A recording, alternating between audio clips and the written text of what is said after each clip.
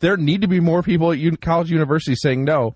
On a moral standpoint, this guy is a terrible human being to be the leader of young men. And if you're going to cover up more of his bad humaning and bad leadership, because there is nobody who can tell me Urban Meyer is fit to lead young men. He is fit to win football games, that's fine.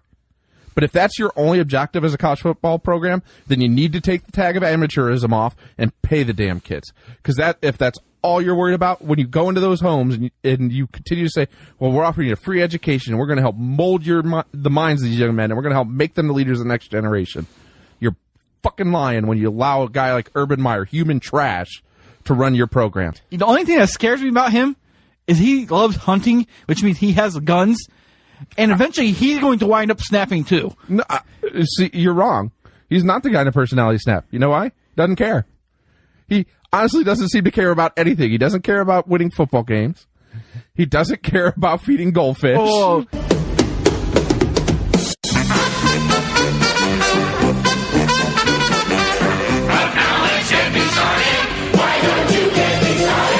It's time to get things started on the most sensational, inspirational, celebrational, motivational. Thank you, everybody, for tuning in to the Off Base Sports Podcast. As always, I'm your host, Jason Benicki-Critchlow, and I'd like to take a minute to remind you to subscribe, rate, and review the podcast. You can find us on iTunes, Google Play Music, Stitcher, CastBox, Satchel, and a lot of other places where podcasts are found, including Spotify. So that way you can take us with you on the car or in your daily workout, wherever you find us easiest. So like I said, subscribe, rate, review, and share with your friends. We always love to have more people tuning in to hear what I have to say, or what we have to say, depending on the episode. Also, give us a like on Facebook at Off Base Sports Podcast. Follow us on Instagram and Twitter at Off Base Sports. And that will do it for the kind of introductions. This week's episode is going to touch on a lot of the same topics last week's did, only with a week's worth of evidence to back up what we were talking about. And then maybe I'll curtail into a little bit of the final UFC on Fox card. We'll see how we're doing for time there. I don't want to make this too long. But if you did not catch UFC 231 this week, you missed a banger of a card. I cannot say it any more emphatically. You missed out. It was worth the price you paid for the tickets to get in. It was worth what you had to pay for the pay-per-view. For a 5-fight card, main event card, there was no letdown whatsoever. You pick your fight. It was amazing. We only had two decisions in the entire out of the 5, which is highly unusual for a UFC main event card. And I'm going to go, if you would have listened to last week's episode and bet with the picks I gave you, you'd have went 3-2 and made some cold, hard cash. Or as if I had my straight soundboard hooked up this week, I'd tell you, got some of that stray cash, homie. But y'all, if you listen, great. Hopefully y'all went on mybookie.ag, where you bet, you win, you play, you get paid. So hopefully you took advantage of that and made some cash off the insights I had to offer you. But I'm going to go just kind of the same order of the fights from the first to the main event. And I'm going to try and not drag this out too long, but there were some epic ones, starting with this very first one. Jimmy Manuwa versus Thiago Santos. Holy shit, was that a fight. If you didn't watch that one, if I had to pick, I couldn't pick a favorite fight on this card, because that one and the Ortega Holloway were ridiculous. Absolutely off the charts ridiculous. But this one was just two guys going out there looking for the finish from the minute the fight started. There was no ifs, ands, or buts about it. These guys were not going 15 full minutes, and you could tell that by the fact that this fight ended 41 seconds into round 2. Thiago Santos with that cold, hard KO like I said it was going to be. There was no ifs, ands, or buts about it. That if you are a fight fan at all, and I know not everybody is, but if you are, that is one that is worth every penny of getting on the UFC Fight Pass and going back and watching all 5 minutes and 41 seconds, because there was not too many downtimes during that fight.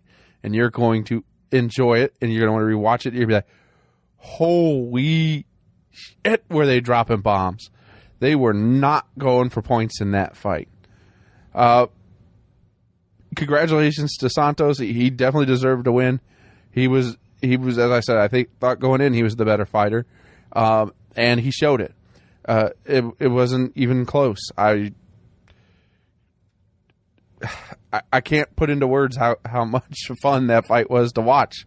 So hopefully you took a chance. The next fight on the card was Dawodu versus Bochniak, Akeem versus Kyle. And Akeem Dawodu won a decision. And there looked like a couple times where he was going to get close to getting a stoppage, but it's harder in that featherweight division. Bochniak is no slouch on his own. But I knew Dawodu was going to be the better fighter. And not surprised. I was kind of hoping he would get a finish. It was, this fight and the co-main, and I'll save my point that I'm going to get to about these kind of fights when we get to the co-main. Make you appreciate kind of what you saw in the other three fights of the night, where you really saw guys leaving everything they had on the line and going for it. And again, Dawodu was clearly the better fighter. He demonstrated through all 15 minutes. If I'm not mistaken, there was one of the judges who scored it for Bochniak, and I was like, what fight were you watching? Because you were not watching the same fight I was watching.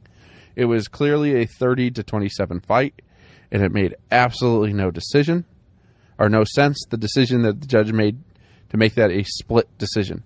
And that's one of those where it's just like, I think I was texting with somebody or talking with somebody, and I was like, did they get the judges from the Fury Wilder fight for this one? Maybe I just tweeted it out. I don't remember. After a while, you tweet so much, you talk so much, you text so much, it all kind of blends together. But that was an easy 30-27, no doubter. He controlled the fight from the word jump, and he never let up. He wasn't letting that one get away from him. He clearly wanted to set himself up to make a move towards that top 50, and I think that will help. Then we get into the third fight of the night, which was Alex Oliveira versus Gunnar Nelson. This is the first one I got wrong. I know they're going to say that the record will show that Gunnar Nelson won by a rear naked choke. That is such a misrepresentation of how he actually won. It was once he got Oliveira to the ground in the second round and dropped that nasty elbow that the fight was over. It was just a matter of time from that point forward. And it was really kind of a surprise because Oliveira had easily dominated the first round, was really setting the tempo early in round two, and then once Nelson got him to the ground, it was game over. It was 17 stitches that elbow ended up resulting in. Again, I know the record is going to show that he won via submission and via rear naked choke, but I think Oliveira tapped the minute he got on his back and saw how much blood he was gushing. He was like, I am out. And that would have been stopped by a doctor. It should have been stopped by his corner if it would have made it the other 43 seconds he had left to go in that round. But again, I'm not taking anything away. That was another great fight. For 9 minutes, it was pretty much non-stop action. It's everything you want in a fight. It's everything you hope for when you plop down your $65 for the pay-per-view, and you got it. They delivered. Then I'm going to go to the co-main event. Again, I had this one right. I had Valentina Shevchenko beating Joanna Jacek. I thought it'd be by a first-round KO. Joanna definitely has improved her defensive game a little bit from the Rose Namajunas fights. She actually showed a little better striking. I thought this one was clearly a 49-46 fight. I think it was 4 rounds to 1. And this is kind of one of those fights where I get to the point where I want to get to, and that's something Chael Sonnen talks about a lot. Or not a lot, but from time to time, when fans start acting like they're entitled to 5-round fights. That somehow, we went from 3 rounds to 5 rounds, and now 5 rounds means more importance. I'm tending to fall on Chael's side on this one. That really what happens in these 5-round fights is you get fighters who are feeling each other out for a little bit. They don't want to gas out at the end. And I think it actually leads to more decisions and more downtime in the fights and being more selective with when you're striking. But again, this fight was no surprise. Valentina had better range. She's the bigger fighter. She could control pretty much whatever she wanted. Again, there was one round when Joanna started to turn it on. I thought maybe she would get more going. But even when she hit Valentina, it just did not look like it was having much of an impact. It definitely was not, going to make a dent. She was not going to one shot knock her out. And unfortunately, Joanna has really no ground game, whereas at least Valentina has some ground game. So it's not even like she had the option to take her to the ground and try and throw a Hail Mary. And that was kind of a nutshell. I don't think anybody was surprised by that result. I think what some of us can be surprised by is the way with which Joanna was able to handle, her defeat for the first time in a while. She didn't act surprised or say she didn't tap when she clearly tapped in the first Rose fight, and was just getting absolutely beaten, was not intelligently defending herself. And then the second fight where she thought all her leg chops should have mattered more than they did. And again, I'm glad that the UFC and MMA has clarified that those should not count unless they're making a true significant strike. That just constantly chopping at the front legs that are having minimal impact shouldn't be weighted more than, a body kick or a head kick or a punch at that point. So that's a pleasant surprise. And like I said, her handling her defeat better was a pleasant surprise. But I think we're now set up for a pretty long reign. Valentina Shevchenko at the 125 class. And then we get to the main event of Max Holloway and Brian Ortega. First off, I got to eat a little crow on this. Max Holloway made weight, and he made it easy. So that was great for all of us fight fans because we got to see a fight that we've kind of been waiting 9 months to see. I don't know about you, but I've been excited to see this fight. And I can tell you, I was a fan of both guys going in. Sort of those things when you haven't seen Max fight in a while, you forget how good Max Holloway is. And the fact that he was an underdog in this fight tells you that a lot of us forgot how good he was. And this is not to diminish Brian Ortega, and we'll get to him in a minute. But Max Holloway dominated this fight from the word jump. He was up after 4 rounds when the doctor stopped the fight. He would have been up 40-36, if not 40-34, possibly 35. Might give him 1 10-8 round, 2 possibly. He just dominated that much. And obviously, he set the records for the most significant strikes in a UFC fight ever. And so his most in one fight, most in a career in that fight. And that says a lot about both guys, that this came down to a doctor stoppage. Holloway has amazing cardio, and he has great takedown defense. But it's also a point I'm going to get to now as I transition to talking about Brian Ortega.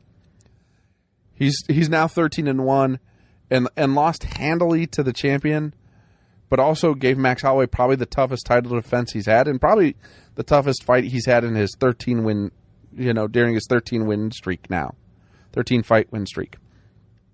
I'm going to say it the way I want to eventually. But he still didn't really put Max Holloway at risk. But you have to say that T-City showed the heart of a champion, taking those strikes, constantly getting hit, and coming forward and trying to land punches and trying to get takedowns. But it's kind of a thing you see a lot with a lot of these guys that are heavy Brazilian Jiu-Jitsu guys, whether it's somebody like Ortega or the Diaz brothers or some of these other guys. They don't necessarily have the best takedowns. And it's something that I think that we're going to have to see more these true, Gracie type black belts work on going forward if they want to be high level competitors in the UFC is they've got to improve their takedowns, because what happened is Ortega has been an outlier in that he is one of the poorest strikers in the featherweight division. And I think we kind of got lulled to sleep there on his striking after we saw him with a couple of good fights in a row where his striking has improved. But when you put him against someone who's an elite striker like a Max Holloway, you could just see the difference in the speed of the punches and the intent of the punches and the certainty of the punches. Ortega definitely has some more work to do on his striking game. But usually what he's been able to use to bail him out when it's been time, when he's behind in fights, as he's been throughout his first 13-0 run, is, he's had opportunities to use his guillotine chokes or other things to get him out of it. Well, Ortega, by no stretch of the imagination, is a Brazilian Jiu-Jitsu master. He definitely has some skills. And again, with his takedown offense, he was able to keep Ortega from ever just being in a position to capitalize on some of those last-minute Hail Marys. And the fact that he took over 200 significant strikes and never went down should tell you all you need to know. Again, Ortega's not going anywhere at the top of that division. There's talk about Dana White wanting Holloway to move up to 155. I don't know if that's the move to make. If he could stay making 145, he's really only missed weight one time. And I don't even know if you can count that as missing weight, because they pulled him before he ever missed it, per se. Again, there was the time he missed 155 on a week's notice. I made something of that. I think we're just going to have to let that one go. But all in all, if you didn't catch this card, you missed out. Again, get Fight Pass, go back and watch it. It was epic from start to finish. Even like I said, the Shevchenko and Jacek one that was a little bit less than ideal in terms of going the full distance of being a 25-minute fight was still pretty good. If that was the weak link, we did all right, because there were 3 absolute amazing fights on here. And I would even say 4 with Dawadu's fight was still pretty exciting with him and Bochniak. So if you're any kind of MMA fan, if you're any kind of fight fan, and you missed this, you missed probably the best card, start to finish, main card of the year. And I would be a little remiss if I didn't talk about the big news of today, being that I'm recording this Wednesday night. UFC having to postpone UFC 233 at the time being. That's not a surprise. I think we touched on this a little bit last week with there being too many fights, too many events, and with even more pressure from ESPN and the ESPN Plus service. They're not planning on having any less pay-per-views, but they were struggling to find what they would consider a suitable main event for that. And I'm not surprised. The problem they're going to run into if they keep trying to do all these pay-per-views and all these streaming events and all these live ESPN events, they just don't have enough champions to fill these cards unless they're going to create some more divisions, like 165 and 195 that was talked about. But also, they just need to go back to the days where you didn't have to be a championship fight to headline these cards, where big names could do it without being superstars, particularly on the pay-per-view side. I think let some of your big names headline the pay-per-views and let your lesser champions headline, UFC on Fox 31, which I'll get to in a minute, or ESPN Plus 1. Terrible name, by the way, because it's going to be ESPN Plus 2, ESPN Plus 3. And it's going to really sound bad because it just sounds like ESPN Plus. And I know the service is called ESPN Plus, but again, it's not an ideal scenario where you're going to have a setup where it's not quite, you're going to start struggling to fill all these cards. And again, the lesson should be less is more. The less we have, the more we're going to watch. I'm not going to spend $65 for every card. Right now, there's nothing coming up in the next 12 months that's going to make me want to buy a pay-per-view. For UFC 232, which I do want to see, I'm going to go someplace like Hooters or Buffalo Wild Wings, because I can't, I'm not going to sell out $65 because if I'm not mistaken, Cyborg Nunez doesn't do anything for me. Carlos Condit running away from Michael Chiesa doesn't do anything for me. Mendez versus Volkansky will be okay. Anderson and Latifi is okay for light heavyweight. But again, compared to the card we just saw, I don't expect that to be that kind of fireworks. And then we get, like I said, so I think the UFC is going to have to take a less is more approach going forward. But we do have UFC on Fox 31 coming up. And sort of I'll do similar to the way I did last week. This only has 4 fights on the main card. So that's a plus. But of course, it'll have the UFC Fight Pass prelims. And then, of course, your regular preliminary card, which is where they're putting the bulk of the fights. And there's some non-sleepers on there, or some sleepers on there, but I always like to just stick to the main card, figuring, again, most people aren't going to watch 6 to 8 hours of UFC action. So the first fight of the night is going to be, and 3 out of the 4 fights are in the lightweight division, which there is a theory, and I think it was Tyrone Woodley talking about it this week, that maybe you should stack more cards like this, where you have more of the one division on the same card. That way, you're kind of on that same time frame for their next fight. So say you have the champion, versus number 1, then you could have 2 versus 3 and 4 versus 5, or how, obviously it's not how it works, but, kind of have your title fight, then your title eliminator fight, and then kind of your fight to get to that title eliminator fight. So you can start putting your next card together, and I think the UFC is going to have to look more wide-ranging at that. Now, it's never perfect because there will be injuries that you don't count on.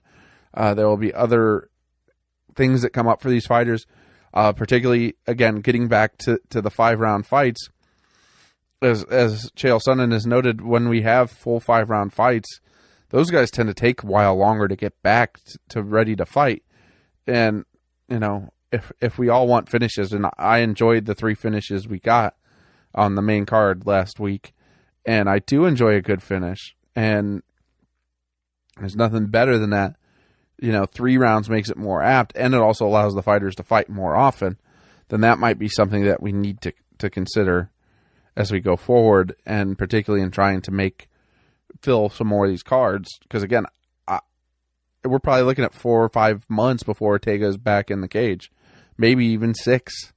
It's going to take some time for sure with the punishment he took. But the first fight of the night is going to be Jim Miller versus Charles Oliveira. Oliveira. I'm going to botch that so bad. But I'm going to lean towards Jim Miller in this one.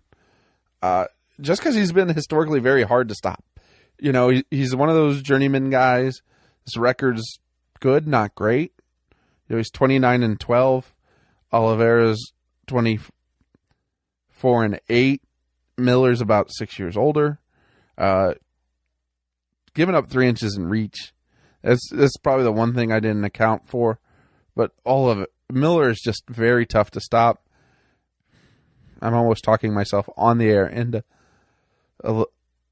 Oliveira. I'm going to botch that name so bad. No, I'm sticking with my first one. I'm going to take Jim Miller and run with it. If nothing else, just because I've been a fan of Jim Miller, and he's just a guy who doesn't get stopped too much. The next fight of the night is going to be Rob Font versus Sergio Pettis.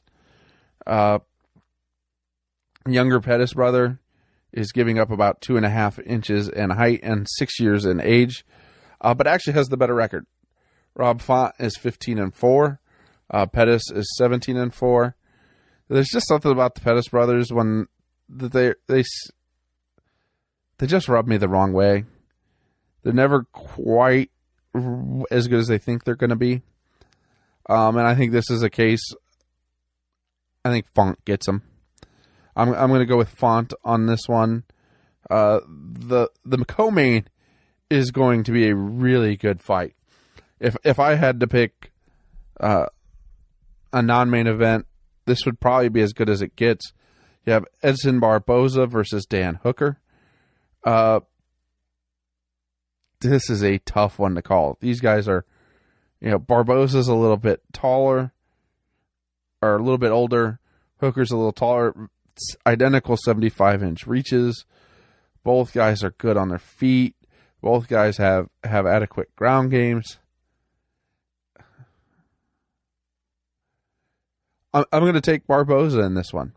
I'm going to learn from last week. I'm not going to try and pick how they finish, but I'm going to take Barboza in this fight. And then that gets us to our main event, which is Lee versus Iaquinta 2. I am excited for this. You have Al Iaquinta, who's towards the end of his prime. He's coming off that 5-round fight with Khabib. He's given up a ton of reach in this fight. A ton. He has got a 70-inch reach to Kevin Lee's 77. I mean, we're not even talking a little, we're talking a lot. But I think we saw that Al Iaquinta showed a lot by going 5 full rounds with Khabib and stuffing as many takedowns as he did and keeping him from getting the full mount and all of that he would have preferred when they fought back in Brooklyn in the house. No. But anyways, this one's going to be one that I've got to say Kevin Lee talks a lot in a way that I don't enjoy. I think he believes his own hype more than reality speaks for him. He's not my favorite kind of fighter. I hope Quinta gets it inside on him again and works him again. There's something about this fight that makes me think Lee is going to win, but I want Al Iaquinta to win. That's going to be my pick. So I'm going to go Iaquinta, Barboza, Font, and Miller. Those are going to be my 4 calls for the night. Lock in your bets, and you can go to mybookie.ag and use promo code PAT. They will match your first deposit give you a 50% match on your first deposit up to $1,000. And at MyBookie, remember, when you play, you win, you get paid. So give them a look and enjoy the fights a little more. Isn't it always better when you have a little action on the game? I would say so. And if there's one thing I could have action on right now, it's that the Bulls will continue to implode. I talked about it last week after they fired Hoiberg, how it was time for Gar-Pax to go. And again, I think this week bore out even more reasons why it's time for Gar-Pax to go. So we get 7 days into the Jim Boylan era. 7 days, mind you. 1 week. And the players are ready in a full-fledged mutiny against the coach. Every day they were off, he did 2+ hour practices. He's trying to prove he's the new sheriff in town. And he does it by trying to be the exact opposite of last coach.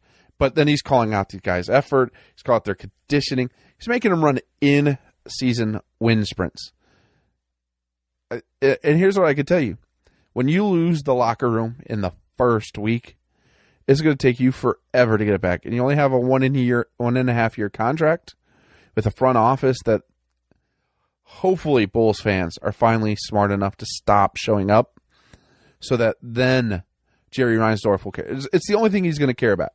The only way we're ever going to see fruition to #FireGuardPax is to stop showing up to the United Center, stop buying our Pepsis and Budweisers, and stop lining his pockets.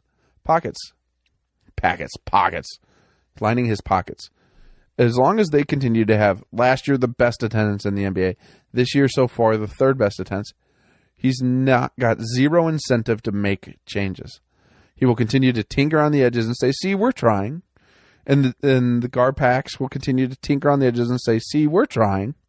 But they're doing it in a way so that they can all just pretend. And both players are like, "Oh, see, they're trying." No, they're not. Not in the least. They don't want to try. They don't care. They've put together, again, so far, this team is a bunch of misfit toys and a bad coach followed by an even worse coach who are all hired by a terrible front office. Jim Boylan's like Tom Thibodeau on steroids, and neither one of these guys fit the modern NBA. I don't care who he worked for. He obviously, you don't get to be Greg Popovich day one. And if Jim Boylan thinks, well, I seen Greg Popovich do it, so it must be okay for me to do, it's not. It doesn't work for you. You have to earn it first. But you know what made Greg Popovich? David Robinson and Tim Duncan. Without those two guys, he's not Greg Popovich either. The NBA, more than any league, is about professional sports. Sorry about the yawn. Any league in professional sports is more about the players because there's so few on the field at a time or on the court by comparison to other sports. I think I have the greatest impact. And in differing from hockey where there's still only 6 guys, they're out there for so much of the time. You know, baseball pitchers can have a huge say. Hockey goalies can have a huge say in individual games. But over the course of a season and a course of a franchise, it's going to be hard to find anything that rates up there with a superstar basketball player. And unfortunately, the Bulls had one and traded it away because they were too gun-shy to trust their ability to build around one. And now they're just trying to chase pieces. And again, they start a rebuild by building with power forward center.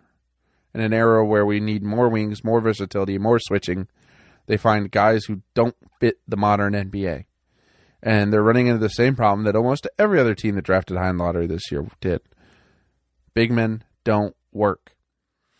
But anyways, to get back to Jim Boylan, and the thing that looks the worst for him is not just that he had a mutiny, but that then he lied about it and couldn't keep his story straight. You know, once the players mutinied and threatened to not show up for practice, he's like, oh, I didn't really mean a practice. I meant a film session and a shoot around.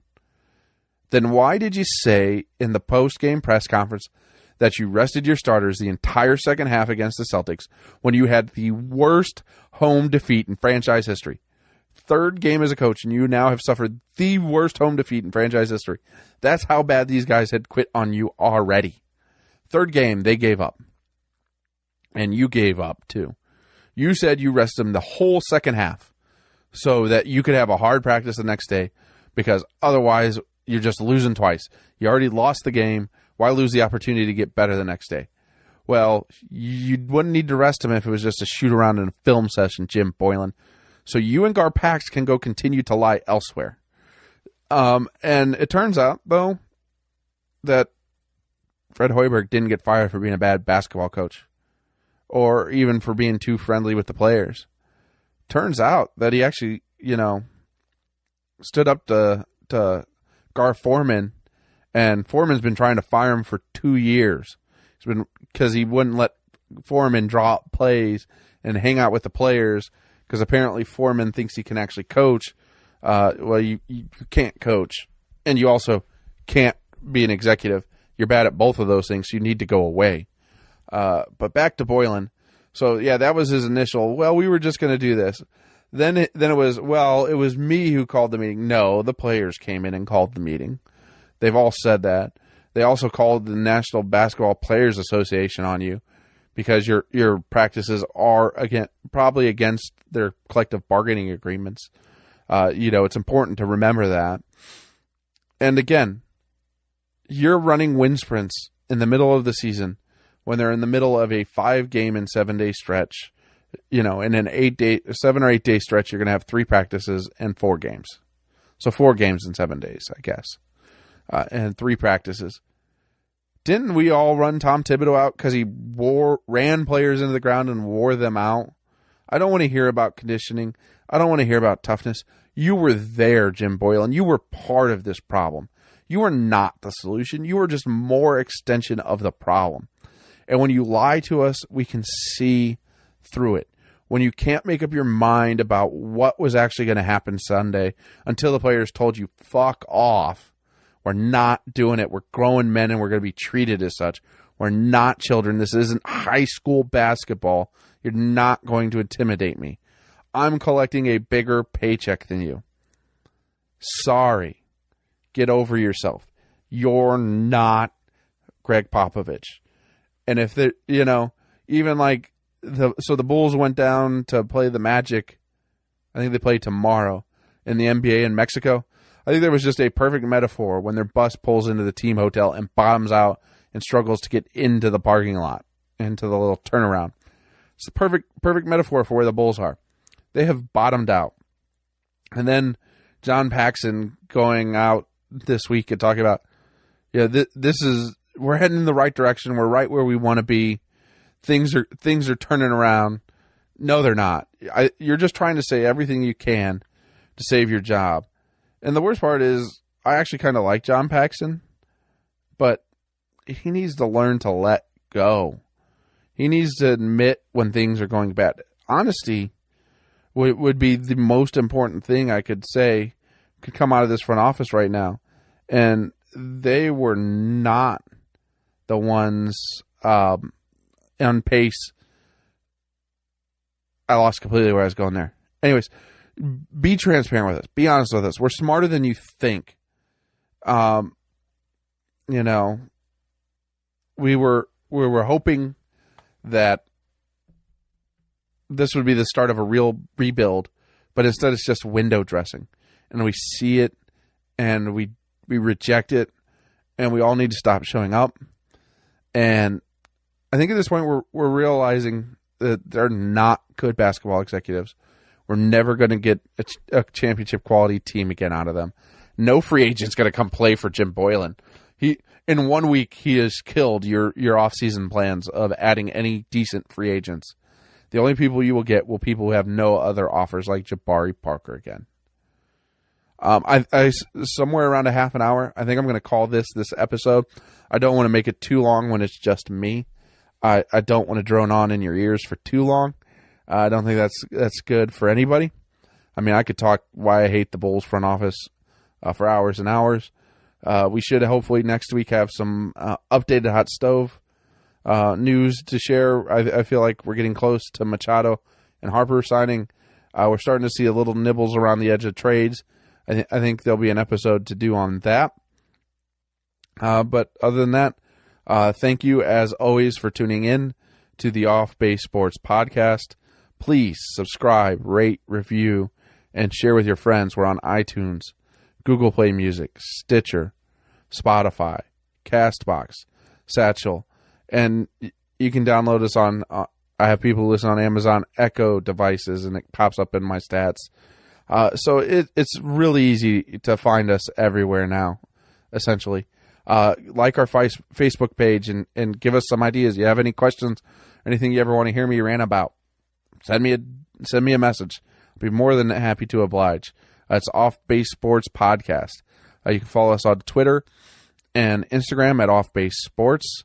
And as always, hope you have a great week.